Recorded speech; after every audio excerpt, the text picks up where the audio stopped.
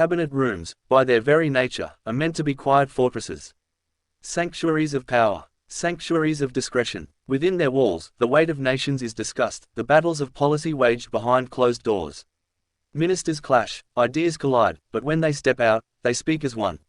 United, strategic, controlled. But in Donald Trump's America, that rulebook is in tatters.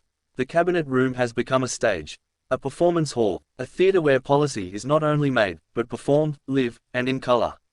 This week, the world watched. Not through leaks or scoops, but through a livestream. Yes, a livestream from the White House.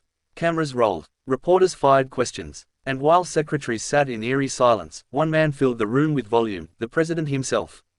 It felt less like governance and more like primetime cable. At the bottom of the screen, a chyron scrolled by like a shopping network banner, text POTUS for updates from the Trump White House.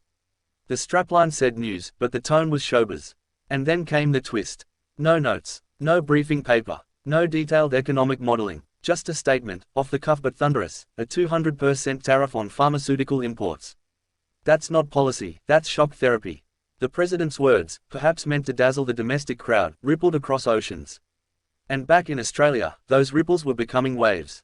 Treasurer Jim Chalmers was prepping for a routine media hit, a sharp conversation about interest rates. The Reserve Bank had blindsided the market by holding steady. It was meant to be the topic of the day. Until it wasn't. Because when the United States President announces a 200% tariff, without context, timeline, or coordination, the world has to stop and listen.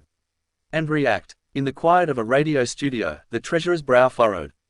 His prep notes shifted. The RBA now shared the spotlight with pharmaceutical panic. His concern wasn't theatrical, it was economic. Australia's pharmaceutical industry, with its delicate balance of global exports, relies heavily on access to the US market.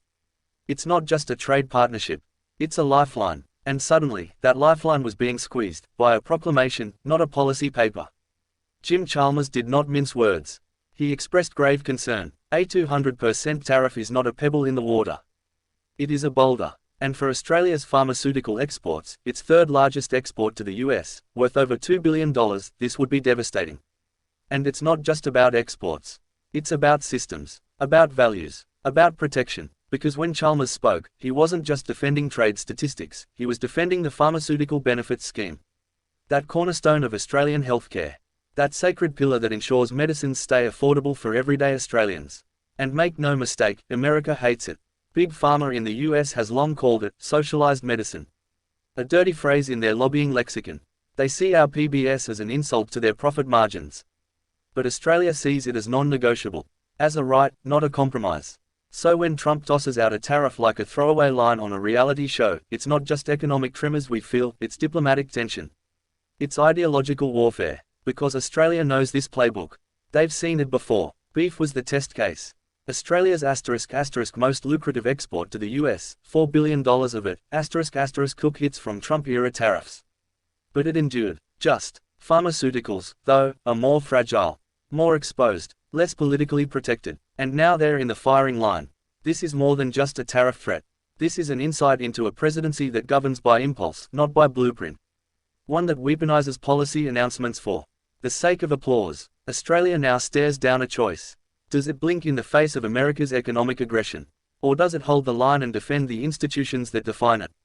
Chalmers was clear. The PBS is not up for sale. Not for trade-offs. Not for tariff relief. Not for diplomacy. That clarity may calm nerves here at home. But abroad, it could inflame tensions. Because if the US pharmaceutical industry senses weakness, it will pounce. If it sees Australian officials scrambling, it will press harder. But if it sees resolve, it may think twice. The moment demands strategy, not reaction. The Treasury, Trade, and Foreign Affairs departments now scramble behind the scenes. They're making calls, calculating impacts, gaming out scenarios. And in Canberra's cabinet rooms, the real ones, not the televised ones, the mood is different. There are no cameras, no banners, just pressure. They must balance diplomacy with sovereignty, trade with integrity. They must remind Washington that alliances are built on trust, not intimidation. Because Australia is not a backlit on Trump's show. It is a sovereign partner. Still, questions swirl. Is this 200% tariff real? Or is it political theater, another Trumpian tactic to stir populist sentiment and scare global rivals? When will it be implemented? Can it be blocked? What will the WTO say? And most critically, how many livelihoods will hang in the balance while leaders on both sides decide whether this is posturing or policy? The Australian pharmaceutical sector waits, uneasy, watching every headline, tracking every whisper from Capitol Hill. But in the background, Australians themselves worry too. Not just for trade, but for their health, for their future access to essential medications, for the affordability of life-saving drugs. The PBS is not just a budget item. It's a moral commitment, and now, it's in the spotlight. Not because Australia made a mistake, but because a president made a declaration. A declaration with no detail, no consultation, but with very real consequences. The world is watching, the industry is waiting, and Australia is bracing. Because when governance becomes performance, and trade policy becomes a slogan, real people pay the price. And the cabinet rooms, once places of calm strategy, are now battlegrounds once again. Silent, perhaps, but holding decisions that will define futures. Let us hope they speak clearly. And act wisely.